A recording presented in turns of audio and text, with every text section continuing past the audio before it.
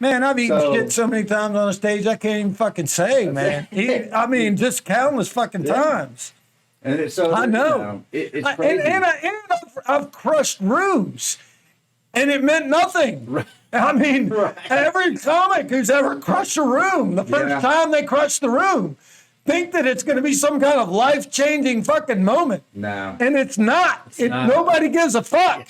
They don't even give a shit about you the next week. You walk in the room, and they're just like, dude, you weren't here on time. You're not going up. And you're just like, did you see my set?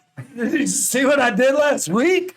See how fucking good I was? Comedy is really hard because it's never the same audience. Brutal. And just because one audience liked it, nobody fucking cares. Don't care. They don't care. You know? I've been doing this shit for fucking decades. All over the fucking country. Nobody gives a flying fuck. I had a guy that I used to build some bikes for. I worked with him, and we built this motorcycle for him. And it was a Hayabusa, and it was this like Porsche theme bike. I built a bunch of custom body panels. I mean, real custom bike, over the top. Arguably, you could say that it was gaudy or ugly or whatever. He loved the shit out of it. And he would take it to bike shows and stuff, and people were like, people don't like it. And he goes, I don't get mad. He goes, I don't care if they don't like it. He goes, could you imagine spending $150 million to make a movie? And it comes out, and people just go, "That was shitty."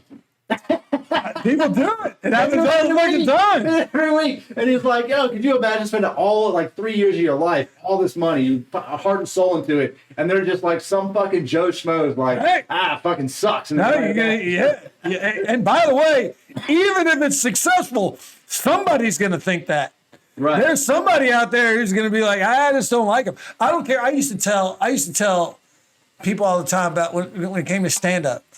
I was like, you get a group of people in a room, you bring up a stand-up comic, there's going to be maybe at least one person in the room thinks that guy's the greatest comic that ever lived, and there'll be somebody else in the same room that'll be like, that guy sucks, he's the worst, I can't stand him.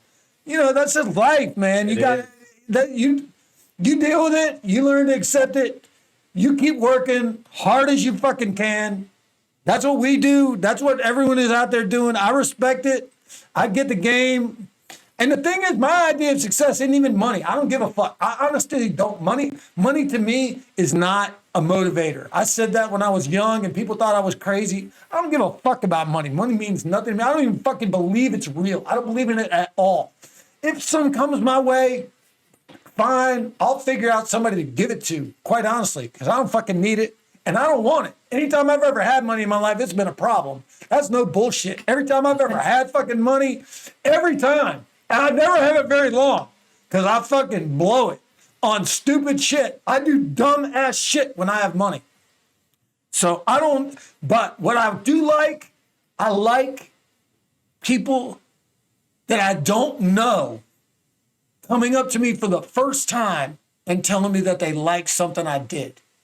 I love that. That to me motivates me more than anything. A complete fucking stranger. Right. Who does not know me. I've never spoken to them. I do not know their name, but they walk up to me and they're like, hey man, I saw you. Today was a bad day for me. I was not even going to go anywhere. I walked into this room. I was feeling down. And when you were done, I felt fucking great. And I just want to come say thank you. And to me, that is everything. And for me, that might be all there is because I didn't get no fucking money. I mean, it just hadn't happened. So, yeah, I mean, I get that. I mean, the whole thing, like, what brought me to open mics was just a rough time in my life. Like, I got divorced, moved out, and I didn't want to, you know, my thought was it's hard to be sad around funny people. It's hard. Like, if you're around people that are just trying to, they're doing most of those motherfuckers are sad as fuck. They are, but they're trying to make you laugh. That's their goal. Some of them are just doing therapy, man. Honest to God, I've sat through a shitload of open mics, sometimes with 50 motherfuckers, and sometimes I'm up there watching a dude, and I'm like, man, this dude just wants to tell his sad story in front of the room, and I get it. I'm like, I'll watch it. I always try to stay to the very last dude.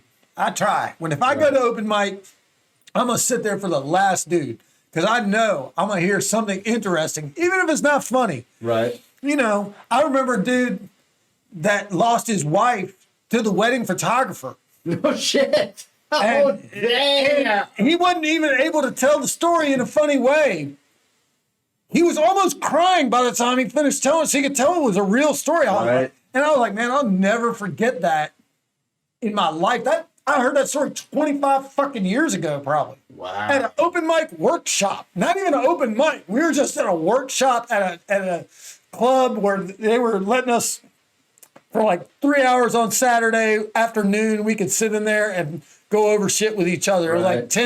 10 people. And it was a fucking therapy session. There was nothing humorous going on in the room. It was just a bunch of sad variety of people. One guy had a puppet. Fucking one guy carried around a hammer. I don't even know why. Every time I saw him, he always had a fucking hammer. What kind of hammer was it though? Like a framing hammer? I don't know, man. Hammer? I don't feel like. I don't feel like it was part of his craft. I felt like it was a weapon. I felt like he carried it around as a weapon. He's like, this doesn't go well. Right. We're gonna fucking crack some. Yeah. He had a hammer in his hand, and then he had a hand-drawn poster of a washing machine. And he would take turns intermittently washing imaginary articles of clothing that he did not have with him while he was holding a hammer. And then the dude with the puppet would go up, and the dude with the puppet looked exactly like him. So it was him talking to himself in puppet form. Oh, I'm telling you, wow. man, and that's just Great. one place, one time. Man, I've seen fucking everything, great. bro.